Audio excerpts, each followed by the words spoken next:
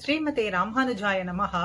தினமும் வைஷ்ணவம் ஆச்சாரியர்களினுடைய பரம கிருபையாலே அவர்களினுடைய ஆழ்ந்த அர்த்தம் பொதிந்ததான சில உபதேசங்களை அங்கங்கே சில பதிவுகளிலே நாம் அனுபவித்துக் கொண்டிருக்கோம்.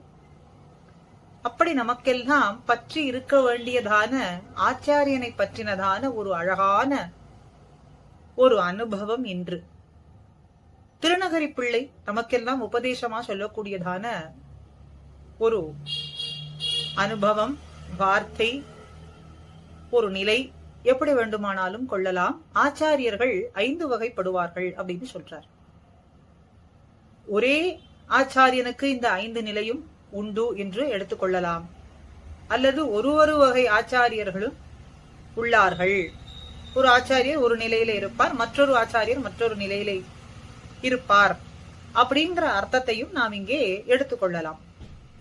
ஆக அக்னியை அகற்றுவாரும், அவித்யை அகத்துவாரும், அந்நியரை அகத்துவாரும், அச்சத்தை அகத்துவாரும், அபோக்யை அகத்துவாரும் அப்படின்னு ஆச்சாரியர்களுடைய நிலையை இங்கே காட்டுறார்.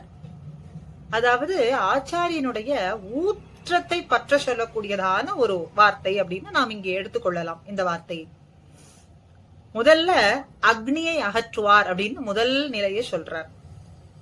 அக்னின்னு சொல்லும் பொழுது இந்த கர்ம யோகம், பக்தி யோகங்களுக்கெல்லாம் பலன் தரக்கூடியதற்கு நாம் செய்ய வேண்டியது என்ன? அக்னி காரியமான யஜ்ஞ யாகாதிகள். இந்த யஜ்ஞ யாகாதிகள் எல்லாம் அல்பமானது, ஸ்திரம் அற்றது, அஸ்திரமானது, காமிய கர்மங்கள் அப்படிங்கறத நமக்கு நன்னாக எடுத்து சொல்லி இதை அகற்ற வேண்டும். காமிய கர்மங்களுக்காக செய்யப்படக்கூடியதான இந்த யாக யஜ்ஞாதிகள் நமக்கு பயன் தராது, பயன் தர வல்லது அல்லது அப்படிங்கறத சொல்லி நமக்கு நன்னாக எடுத்து காட்டி மோக்ஷோபாயமான மோக்ஷார்த்தமான உபாயங்களிலே நாம் ஈடுபட்டு இருக்கும்படிக்கு நம் ஆச்சாரியன் நம்மை நன்னாக திருத்தி பணிகொள்வார். அப்படிங்கறதுனாலே இந்த காமிய கர்மங்களை குறிக்கக்கூடிய இந்த அக்னி பரிச்சரியமான காரியங்கள், ஹோமங்கள், இதெல்லாமே அல்பமானது, அஸ்திரமான பலன்களை கொடுக்கக்கூடியதுன்னு சொல்லி அகற்றி விடுவார். அப்படிங்கறதுனாலே அக்னியை அகற்றுவார் அப்படிங்கிற முதல் நிலை. 2வது அவித்யை அகற்றுவார். அவித்யைனா என்னது? வித்யைனா ஞானம், அவித்யைனா அஜ்ஞானம், அறியாமல் இருப்பது அப்படின்னு அர்த்தம். ஆக அஜ்ஞானத்தையும், அஜ்ஞானம்னா இந்த இடத்துல என்னது? தேகமே ஆத்மா என்கின்ற அஜ்ஞானம் கொண்டிருப்பது. தேகம் வேறு ஆத்மா வேறு அப்படிங்கிற அறிவை கொள்ளுவதுதான் ஞானம் அப்படின்னு அர்த்தம். அப்ப இந்த தேகமே ஆத்மா என்றும் அதிலே அபிமானம் கொண்டிருப்பது, அந்த சரீரத்திலேயே அபிமானம் கொண்டிருந்து அந்த சரீரத்துக்கு வேண்டியதெல்லாம் செய்து கொண்டு அதிலேயே உழன்று கொண்டிருப்பது, அதிலேயே தொடர்ந்து செயல்பட்டு கொண்டிருப்பது அப்படிங்கிற அஜ்ஞானத்தையும் போக்கி ஸ்வஸ்வாதந்திரியம் அப்படிங்கிறது தனக்குத்தானே சுவாதந்திரியம் உடையவன் அப்படிங்கிற எண்ணத்தையும் இதிலே போக்குவார். அவித்யைங்கும் பொழுது அஜ்ஞானம், சுவாதந்திரியம், அந்த சுவாதந்திரியம்ங்கிறதுமே அஜ்ஞானம் தான் இந்த இடத்துல. அதனால 2யுமே போக்குவார் அப்படின்னு இந்த இடத்துல காட்டுறார். அஜ்ஞானத்தையும் அகற்றுவார்கள் இந்த ஆச்சாரியர்கள். அப்ப என்ன சொல்லுவார்? தேகம் வேறு, இந்த ஆத்மா வேறு, தேக அபிமானம் என்பது கூடாது, நமக்கு சத்ரு, விரோதியானது என்றும் நாமெல்லாம் எம்பெருமானுக்கு பரதந்திரர்கள், எம்பெருமான் ஒருவனே சுவாதந்திரியம் உடையவன் அப்படிங்கிற ஞானத்தை நமக்கு நன்னாக போதிவிக்கக்கூடியவர்கள் ஆச்சாரியர்கள் அப்படின்னு 2வது காற்றார். அவித்யை அகற்றுவார். 3வது அந்நியரை அகற்றுவார். அதாவது மற்ற தேவதாந்திரங்கள், அவர்களையே நாம் ஈஸ்வரன் அப்படின்னு நினைத்துக் கொண்டிருக்கக்கூடிய நிலையை மாற்றி இந்த தேவதைகள் எல்லாமே எம்பெருமானுக்குள்ளேயே ஒரு அங்கமாக வசிக்கக்கூடியவர்கள், அவனுடைய சரீரத்தில் இருக்கக்கூடியவர்கள். எல்லா தேவதைகளும், இந்திரன், சிவன், நான்முகன் அப்படின்னு எந்த தேவதைகள் எடுத்துக்கொண்டாலும் எல்லாமே எம்பெருமானுக்குள்ளேயே அடக்கம். எல்லா தேவதைகளுக்குள்ளேயும் அந்தர்யாமியாக இருப்பது சர்வ பரம்பொருளான சர்வேஸ்வரனான நாராயணன் ஒருவனே. அவனே பரம்பொருள், அவனையே நாம் பற்ற வேண்டும் அப்படிங்கறத நமக்கு காட்டி கொடுப்பார். ஆக பிரம்மன், சிவன் முதலான தேவர்களாகட்டும், பித்ருக்கள் ஆகட்டும், மற்ற சம்சாரிகளுக்கு சேஷமா இருப்பது இந்த ஆத்மாவினுடைய சொரூபம் கிடையாது, எம்பெருமானுக்கே அடிமைப்பட்டிருப்பது அப்படிங்கறத நமக்கு நன்னாக காட்டி கொடுப்பார்கள். இதை எப்படி சொல்லலாம் அப்படின்னா, பதி பத்னி சம்பந்தம் போலே, பர்த்ரு பாரியா சம்பந்தம் போலே அப்படின்னு கொள்ளலாம். நமக்கு இப்போ இந்த பத்னியானவள் தன்னுடைய கணவனை விட்டு வேறொருவரிடத்திலே செல்வது அப்படிங்கிறது எப்படி தகாதோ, அதுபோல நம்முடைய பதியான இந்த ஜீவாத்மாக்களுக்கெல்லாம் சர்வருக்கும் பதியானவன் எம்பெருமான் நாராயணன் ஒருவனே. அவனை விட்டு விட்டு செல்வது அப்படிங்கிறது தகாது, எம்பெருமானும் அதை பொறுத்து கொள்ள மாட்டான்.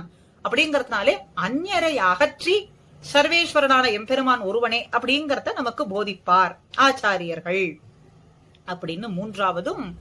அச்சத்தை அகற்றுவார் அப்படின்னு நாலாவது சொல்றார். அச்சத்தை அகற்றுவார். என்ன அச்சம் அப்படின்னா, மற்ற உபாயங்களை எல்லாம் நாம் பற்றி இருக்கோமே, இந்த உபாயங்கள்லாம் நமக்கு பலன் தருமா அப்படிங்கிற ஐயப்பாடு.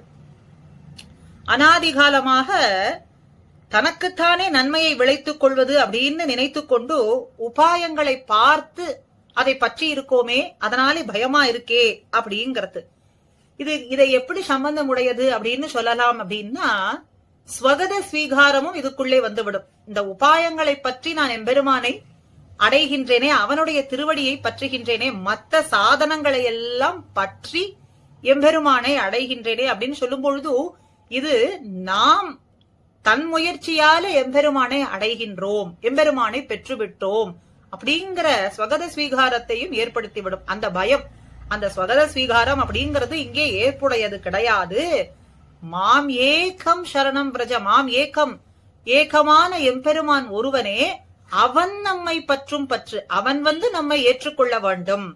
இந்த உபாயங்களை எல்லாம் பற்றி அதை வழியாக எம்பெருமானை நாம் பற்றுகின்றோம் அப்படின்னு சொல்லாமல் எம்பெருமான் நம்மை ஏற்றுக்கொள்கின்றான் அப்படின்னு காத்திருப்பது.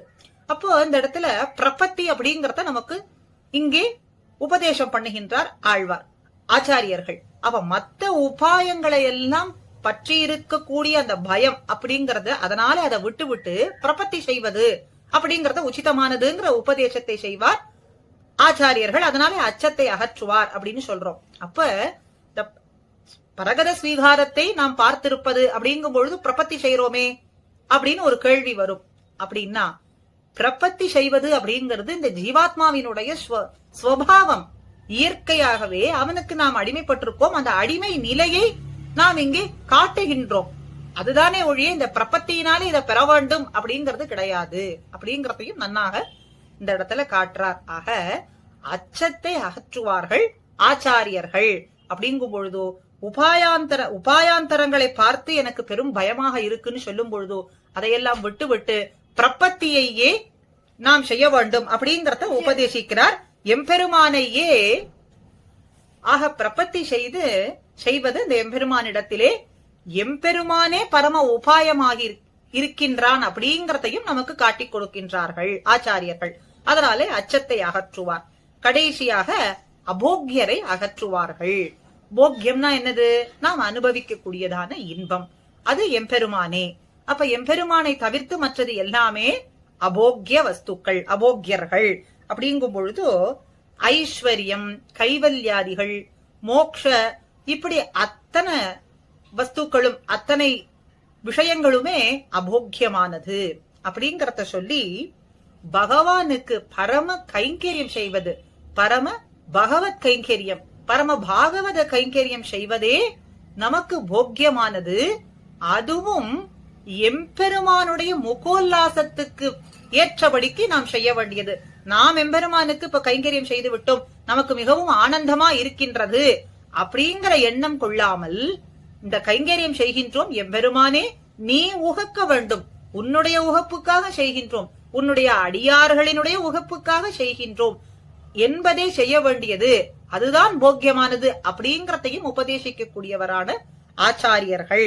பரார்த்த அனுபவ கைங்கரியங்களே போக்கியம் என்பதை உணர்த்துபவர்கள் ஆச்சாரியர்கள் அப்படின்னு இங்கே காட்டிக் கொடுக்கிறார்.